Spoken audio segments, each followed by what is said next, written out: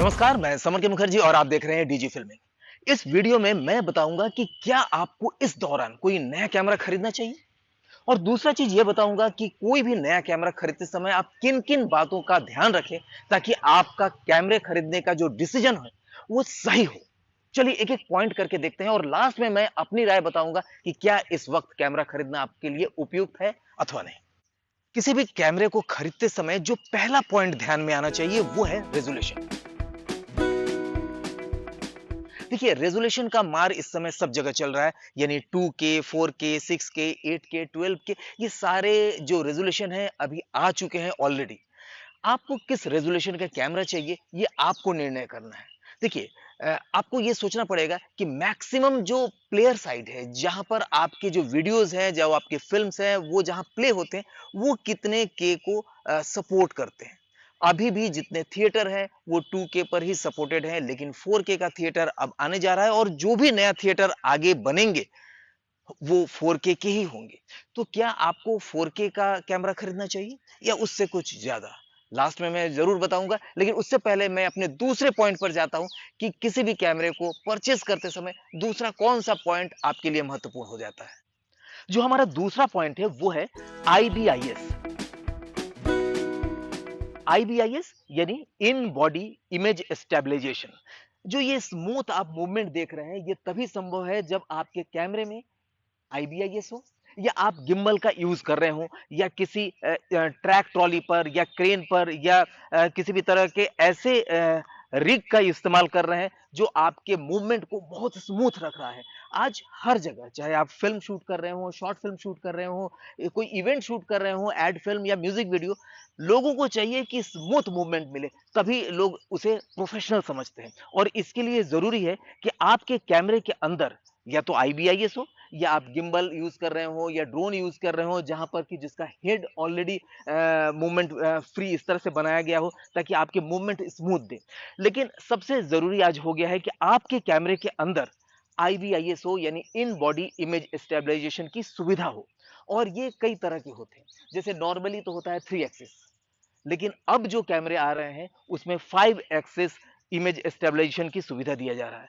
5 axis यानी हर तरह से, यानी पांचों एक्सिस से। नॉर्मली तो 3 एक्सिस होता है XYZ, लेकिन उसमें दो और एक्सिस होते हैं जिसमें रोल होता है और कैमरे को अगर आगे पीछे कर रहे हैं उस समय भी स्टेबलाइजेशन किया हुआ हो तो इसमें 5 एक्सिस का आपको इफेक्ट मिलता है जो कि काफी ज्यादा प्रोफेशनल और स्मूथ होता है।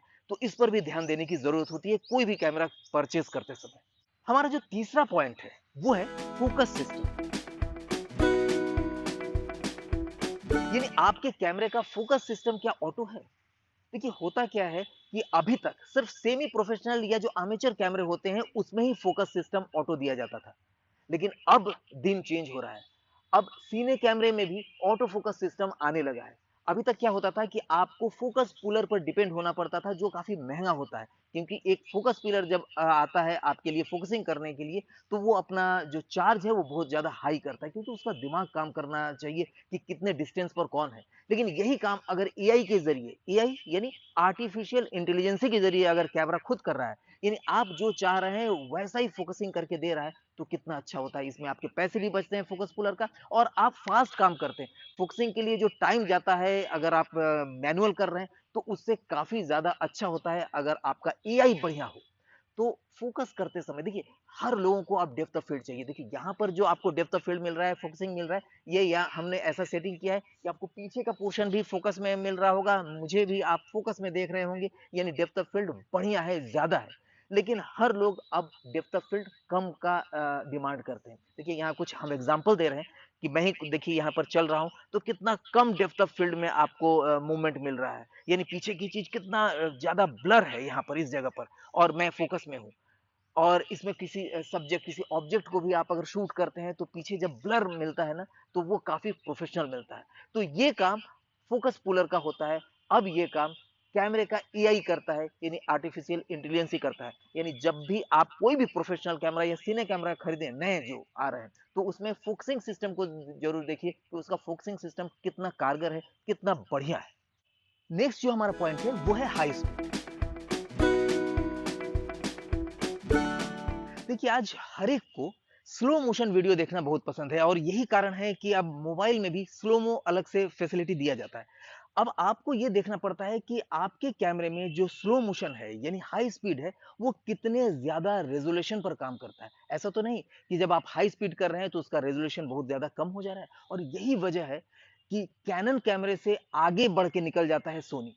क्योंकि कैनन बहुत अच्छा चल रहा था जब तक से उनका 5D मार्क 4 चल रहा था, बहुत बढ़िया था। लेकिन उन्होंने इन बातों का ध्यान में नहीं रखा कि हाई स्पीड की ज़रूरत अब हर एक को पड़ने लगी है और यही चीज़ सोनी ने समझा और हाई स्पीड हर एक कैमरे में अपना देने लगा। और आपको भी जब नया कोई कैमरा आप खरीदेंगे या परचेज़ करेंगे तो आप ये देखेंगे कि इसमें हाई स्पीड मैक्सिमम किस रेज़ोल्यूशन पर दे रहा है और यही आने वाला फ्यूचर भी है। नेक्स्ट पॉइंट है रॉ फाइल फैसिलिटी। यानी आप जब कैमरा परचेस करने जा रहे हैं तो उसमें ये देखिए कि क्या रॉ फाइल शूट करता है उसमें।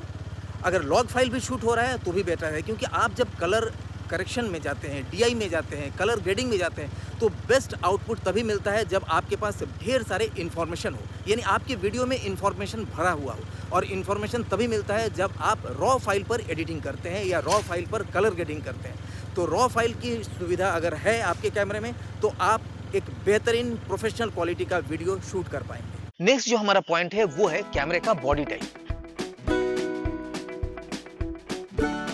यानी आपका कैमरा कैसा बनावट लिए हुए है। क्या इसमें अलग-अलग अटैचमेंट आप आसानी से लगा सकते हैं? क्या आप इसके अंदर किसी भी गियर को फिट करके आप प्रॉपर मूवमेंट ले सकते हैं? या फिर इस कैमरे की बॉडी बनी किस चीज़ से है? क्योंकि ये भी देखना आपके लिए ज़रूरी होता है। आपका कैमरे का बॉडी रगेड होना चाहिए, यानी आप उसके भरपूर यूज़ अगर करें तो भी घिसना नहीं चाहिए, यानी स्क्रैचलेस होना चाहिए, जल्दी टूट-फूट नहीं होनी चाहिए। उसका जो मटेरियल है बॉडी की, वो या तो सख्त प्लास्टिक की हो या मेटल की हो, तभी आपका कैमरे से अच्छे ढंग से आप शूट कर पाएँगे और कमर्शियली उसका यूज़ कर पाएँगे। जो हमारा 7th और लास्ट पॉइंट है, वो है सिनेमा मोड। आपके कैमरे में यानी जो कैमरा आप खरीदना चाहते हैं, जो परचेज़ करने जा रहे हैं, उसमें सिनेमा मोड है कि नहीं? सिनेमा मोड के लिए बहुत आसान तरीका है कि इसमें सिनेमा मोड समझने के लिए ऐसे सिर्फ लिखा होने से नहीं होगा कि भई इसमें सिनेमा मोड पर कर दीजिए तो थोड़ा सिनेमैटिक लुक आ जाएगा, ऊपर-नीचे से कट जाएगा, ऐसा नहीं। सिनेमा मोड में ये देखिए कि उसके अंदर शटर एंगल की व्यवस्था है कि नहीं। अधिकतर सेमी प्रोफेशनल जितने भी कैमरे हैं उसमें शटर स्पीड होता है। लेकिन अगर आपके कैमरे में शटर एंगल की व्यवस्था है तो समझ लीजिए लगभग बाकी सारी सेटिंग आपको सिनेमा का मिल जाएगा। तो ये चीज़ अगर आप ध्यान में रखते हैं कि सिनेमा मोड है या नहीं, यानी सिनेमैटिक जितने भी टूल्स होते हैं उसके अंदर जितने भी सेटिंग होते हैं वो है कि नहीं, तो आपको आसानी से समझ में आ जाएगा अगर उसमें शटर एंगल की व्यवस्था है तो। तो ये सारी चीजें जो सातों पॉइंट हमने बताए, ये पॉइंट्स पर अगर आप अपना ध्यान रखेंगे तो निश्चित तौर पर आपको एक बेहतरीन कैमरा मिल सकता है। अब आते हैं हम अपने पहले पॉइंट पर, यानी क्या ये वक्त सही है आपके लिए कैमरा परचेज करने का? तो मैं कहूँगा नहीं। देखिए ये नवंबर-दिसंबर का महीना है और इस दौरान आप ईयर एंडिंग में आ गए हैं। अगर आप कैमरा इस साल खरीदते हैं तो आप नेक्स्ट ईयर जाते-जाते 1 साल पुराना कैमरा कहलाएगा, यानी मॉडल आपका कहलाएगा 2021 का। और इस दौरान कोई भी अभी हमने देखा है सोनी में, पैनासोनिक में, कैनन ने या फिर ब्लैक मैजिक ने भी बहुत सारी नई अनाउंसमेंट किया हुआ है लेकिन अभी रिलीज नहीं किया है। रिलीज ये लोग करेंगे मार्च अप्रैल में। तो अगर आपको कैमरा खरीदने के लिए सोच रखा है तो अभी सिर्फ आप सर्वे करिए कि किस कैमरे में क्या-क्या चीजें मिल रही है। जो सातों पॉइंट हमने बताए हैं, इन सातों पॉइंट का ध्यान रख करके अगर आप हर एक का ऐसी जो स्पेसिफिकेशंस है वो अगर आप मैच कराएंगे तो आपको पता चल जाएगा कि आने वाले कैमरे में किसमें आपको सभी चीजें मिल रही है, जिसमें कि आपको 5 एक्सिस का आपको स्टेबलाइजेशन भी मिल जाए, जिसमें सिनेमा मोड में भी अच्छा हो, जिसमें फोकस सिस्टम भी अच्छा हो, जिसका कैमरे की बॉडी भी अच्छा हो, रगेड हो।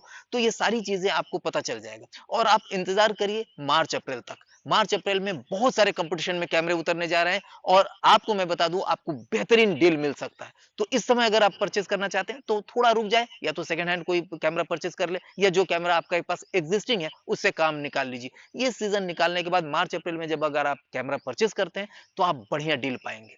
अगर आप जानना चाहते हैं कि नेक्स्ट ईयर कौन-कौन से कैमरे रिलीज होने जा रहे हैं, कौन-कौन सी कंपनी अपने कौन-कौन सा मॉडल लेकर के आ रही है, तो आप कमेंट बॉक्स में कमेंट जरूर करिए। मैं उस पर एक प्रॉपर रिसर्च टीम के ज़रिए एक हम सर्वे करेंगे और फिर हम आपको स्पेसिफिकेशंस के साथ बताएँगे कि कौन-सा कैमरा किस काम के लिए आपके लिए उपयुक्त हो सकता है। हमारे चैनल को इतना सारा प्यार देने के लिए आपको बहुत-बहुत धन्यवाद।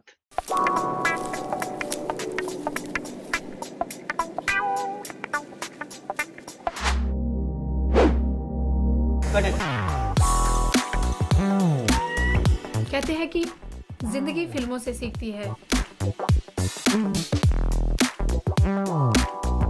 और तो और हमारी पूरी जिंदगी फिल्मों की तरह है। क्या आप भी ऐसा सोचते हैं और फिल्म मेकिंग की फील्ड में कुछ करना चाहते हैं? ज्यादा जानकारी के लिए अभी इस नंबर पर संपर्क करें या नीचे दिए गए लिंक को क्लिक करें। Digi filming, the way of success.